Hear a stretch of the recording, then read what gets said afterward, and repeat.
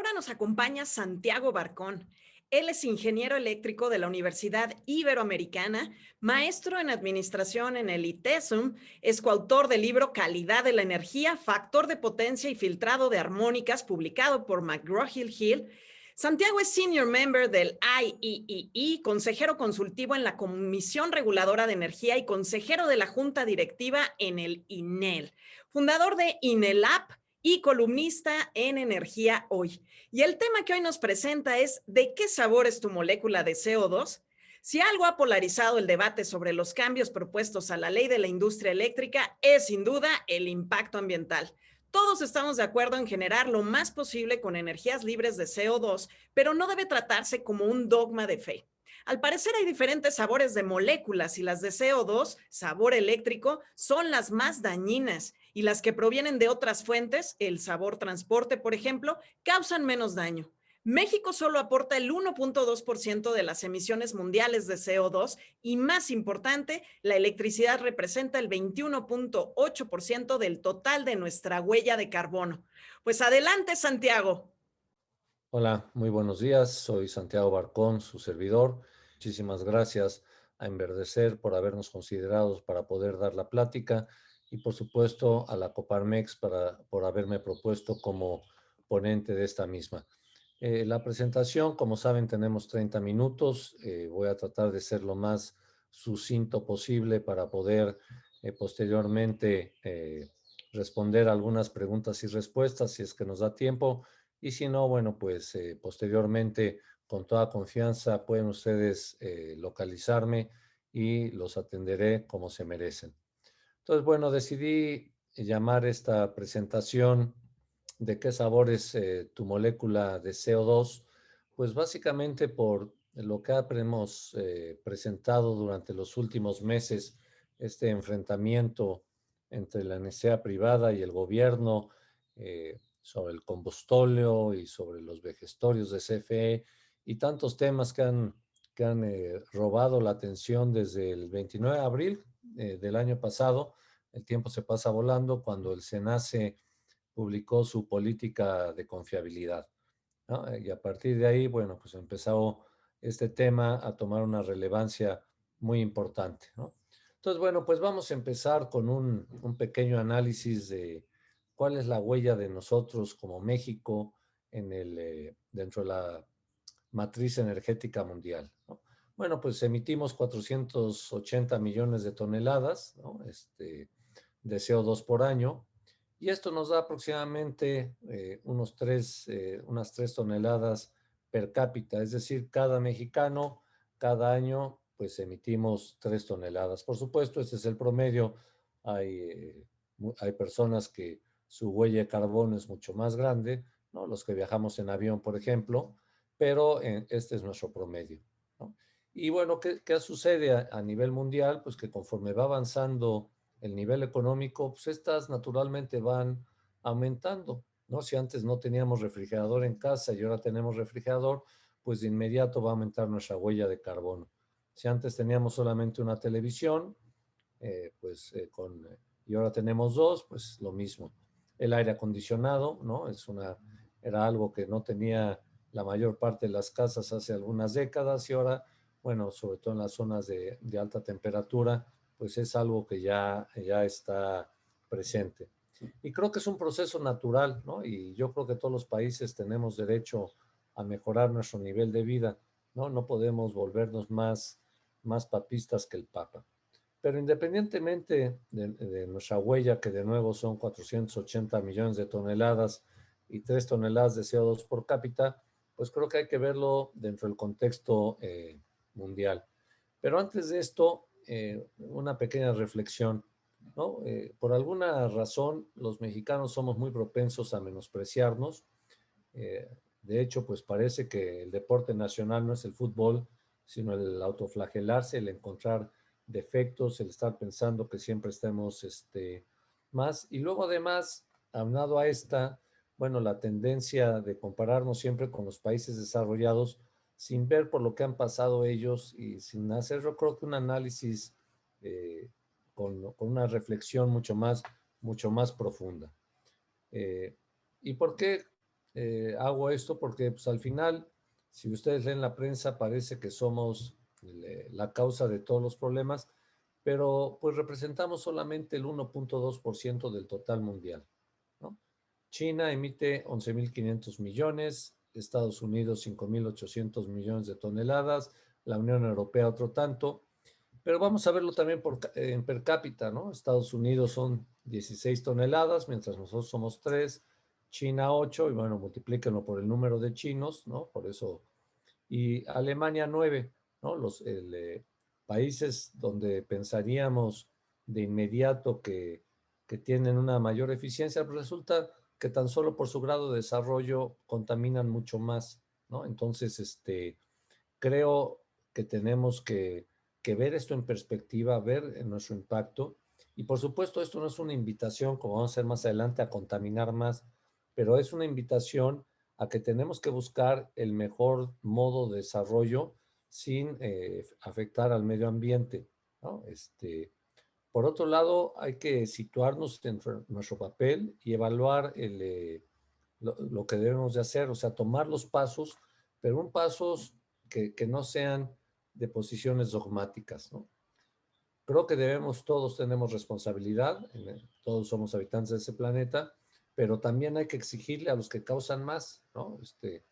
Entre Estados Unidos y China tienen más del 55% de la generación de CO2 a nivel mundial, lo cual pues me parece desproporcionado, ¿no? Mientras nosotros aquí estamos intentando, ¿no? O más bien sentimos que somos uno de los principales culpables, ¿no?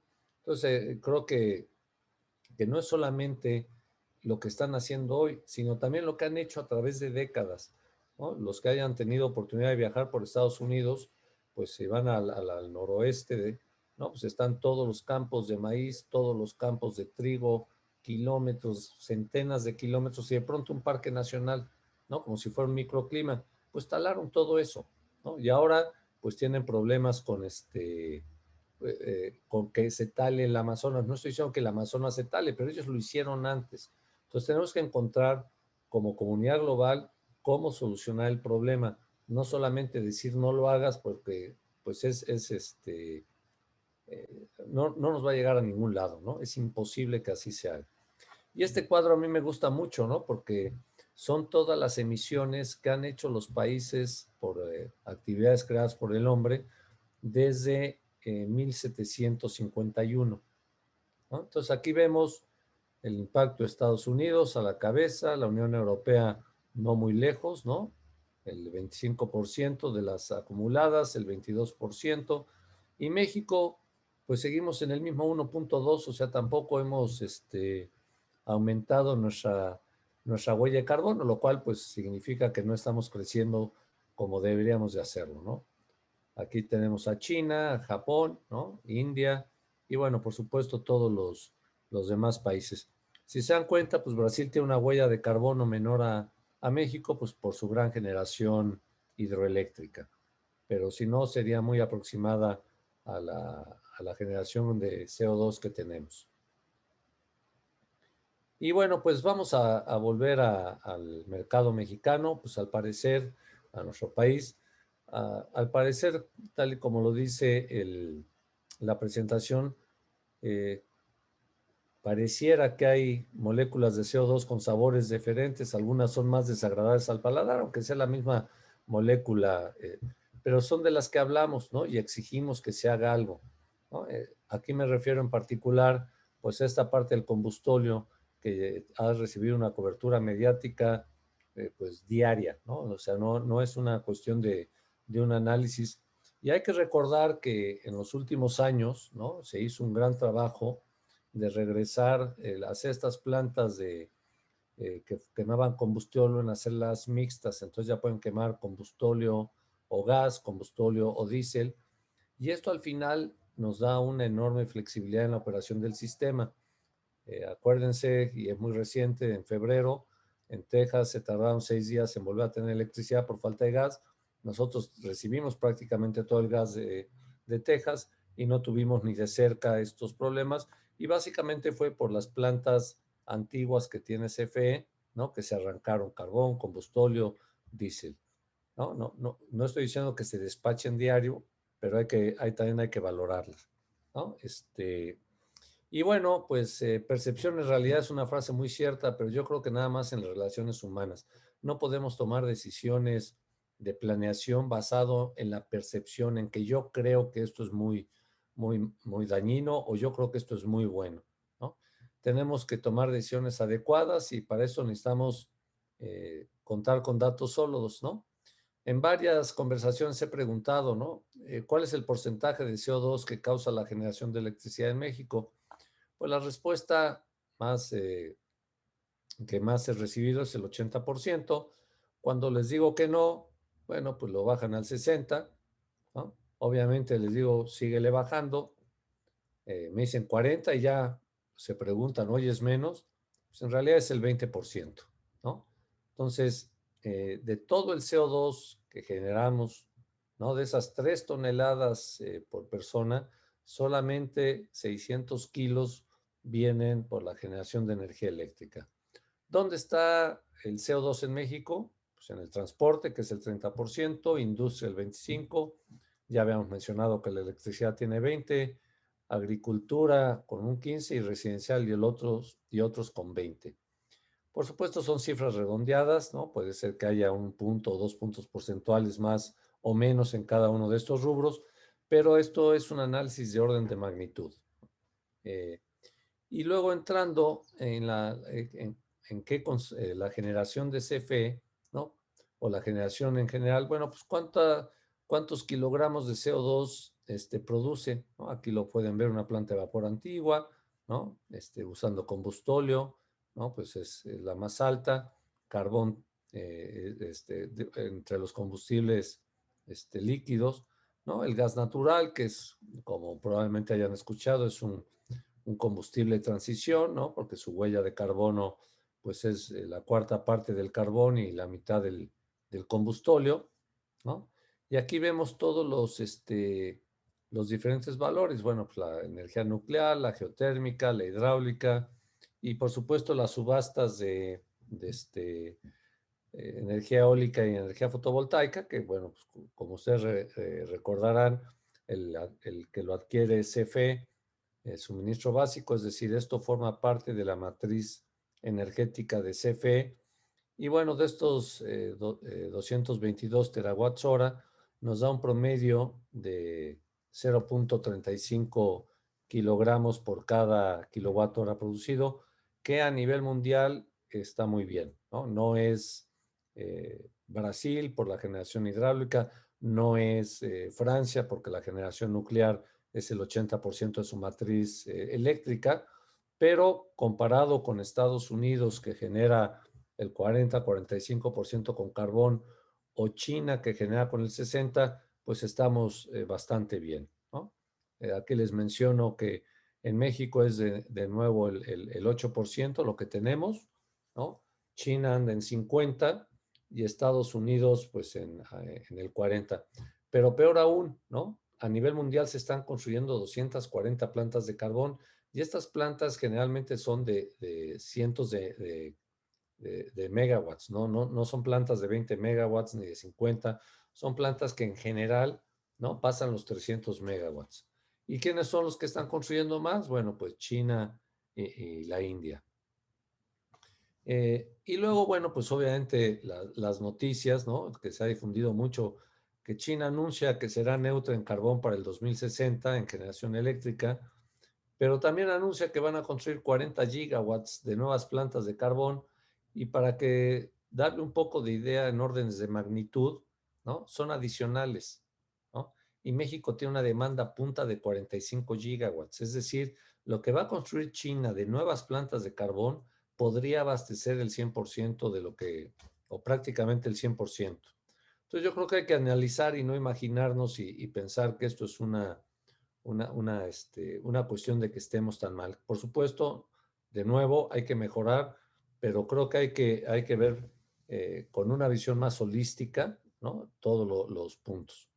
Entonces, bueno, como menciono, generar lo menos posible con combustibles fósiles, pero bueno, hay que considerar la confiabilidad y la disponibilidad. No hay energía más cara que la que no se tiene. Y yo recuerdo ahora que pues, cuando arrancó CFE todas las plantas y empezó a quemar todavía más diésel, ¿no? Pues nadie apagó su refrigerador diciendo, no, estoy consumiendo energía más sucia, ¿no? La verdad es que todo el mundo continuó utilizando la energía eléctrica. Y desgraciadamente lo que no se hizo, se hicieron las subastas en el sexenio pasado, pero no vinieron acompañados de líneas de transmisión. En los últimos 10 años, si no es que un poco más, hemos pasado de 108,000 kilómetros de líneas de 230 y 400 kilovolts a 110,000. O sea, prácticamente tenemos la misma infraestructura. Cuando la energía, el consumo de energía ha ido aumentando al 3%, pues al final ya no hay posibilidad de que se despachen más renovables. Y esto, por supuesto, lo sabían los que estuvieron licitando, ¿no? Lo sabía CFE, no le dejaron hacer nada, no le dieron opción de dónde colocarlos. Y peor aún, varios de estos parques están en zonas que la capacidad de evacuación del sistema, pues de plano no da, ¿no? Pero ¿qué es lo que realmente debemos de hacer? Es eficiencia energética.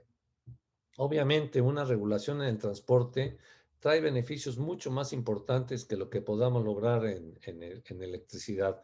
Todas estas normas de eficiencia que deben de cumplir los automóviles son básicas para instalarlo. Y no se les olvide que el auto eléctrico contamina, porque contamina de acuerdo a la mezcla de generación que tenemos. Si estuviéramos en Francia, bueno, pues sí, la huella de carbono de un auto es mucho menor, pero aquí un auto eléctrico genera más o menos la misma cantidad de CO2 que un coche eficiente de 4 cilindros. Claro, no lo vemos, pero los kilos que genera es lo mismo. También en la industria hay una enorme posibilidad de seguir reduciendo, utilizar el calentamiento solar, por ejemplo, pero se ha vuelto nada más el sabor combustóleo y no estamos viendo donde el enemigo más fuerte está fuera del combustóleo, ¿no? Vuelvo a recalcar, no estoy favoreciendo que se queme el combustóleo, pero deberíamos, por lo menos, de decir, oye, eficiencia energética, ¿por qué no en lugar de dedicarnos a hablar de combustóleo, proponemos que se le dé más presupuesto a la Comisión Nacional de Uso Eficiente de Energía, proponemos nuevas normas? ¿Por qué? Pues porque eso al final sentimos que nos cuesta, ¿no? Además, pues, por supuesto, darle autoridad a la CONUE, no hacer indicativos. Vean ustedes y lean con cuidado la ley de transición energética. Todo lo que es la eficiencia energética está ahí como una sugerencia. Si sabemos que lo obligatorio no se cumple, bueno, pues, o se cumple a regañadientes, pues una sugerencia no va a llevar a nada, ¿no?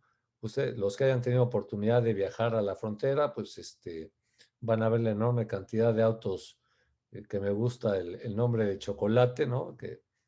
Pero son máquinas de contaminar, ¿no? ¿Qué tenemos que hacer? Bueno, pues prohibirlos, y por otro lado, impuestos más altos a los vehículos con menor eficiencia y o mayor potencia, ¿no? El, Porque bajo la filosofía de que no se queme combustóleo, pues también deberíamos de prohibir el premio de Fórmula 1 en México, ¿no? Porque pues, son la cantidad de CO2 que emiten esos autos, ¿no? Que son basados en gasolina, pues tendríamos también que considerarlo. También mejorar el transporte público y la movilidad urbana, ¿no? Yo creo que esta pandemia pues nos ha hecho disminuir la huella de carbón tan solo porque pues, nos movemos menos de un lado hacia el otro. ¿Qué otra cosa tendríamos que hacer? Bueno, pues invertir en aislamiento en edificios y casas habitación. O sea, no debería permitirse una casa y sobre todo en las zonas cálidas, que no tuviera realmente un muy buen aislamiento y ventanas dobles, ¿no? Entonces, todo lo queremos resolver con las tarifas de CFE, dando descuentos. Y además es un descuento que es altamente inequitativo, porque los que más pueden comprar aires acondicionados son los que más tienen dinero. Entonces es regresivo ese impuesto. Hay que hacer programas de financiamiento verde, ¿no? Volver obligatorios los calentadores solares de agua. Y también las tarifas eléctricas, pues tienen que tener una visión de reducción de consumo, no entrar en tantos complicaciones, ¿no? Si consumes bastante más, pues pagas más y por otro lado, pues también depende a qué hora lo estés consumiendo. Y bueno, pues como conclusiones y ya para terminar, hay mucho más que hacer fuera del sector eléctrico, o sea, no estoy diciendo que no haya de nuevo que seguir atacando el sector eléctrico, pero vamos a enfocarnos en donde está realmente el enemigo. A mí me gusta mucho esa frase de que el enemigo está en casa. Lo tenemos ahí estacionado en el garage y ni siquiera sabemos qué es el que está más causando peor contaminación. Y no hay que permitir que la desinformación y que en muchos casos tengo la certeza de que viene manipulada, domine el discurso. Y yo creo que el cambio va a venir cuando los defensores de las renovables inician su discurso con eficiencia energética. Vamos a estar en el camino correcto. Aquí les platico una anécdota. Cuando se estaba redactando la ley de la transición energética, propusimos desde la Asociación Mexicana de Empresas en Eficiencia Energética que se nos diera un CEL por cada megawatt hora ahorrado. Pues lo empezó a considerar el CENER y pues las asociaciones de renovables que tienen una capacidad de cabildeo mucho más fuerte lo lograron descarrilar bajo la base de que no hay forma de controlarlo, ¿no? O de medirlo, lo cual pues es absolutamente falso. Pero aquí tenemos este resultado, pensamos que solamente vía instalación de energías renovables intermitentes vamos a corregir la huella de CO2 y es tan solo una de las tantas piezas que tiene el rompecabezas. Y bueno, pues sin más, les agradezco el tiempo, muchísimas gracias. Aquí tienen todos mis datos, mi correo electrónico, las páginas donde pueden ver mis principales actividades y pues estamos para servirles. Y deseo agradecer a todos ustedes su participación. Un fuerte abrazo. Muchas gracias.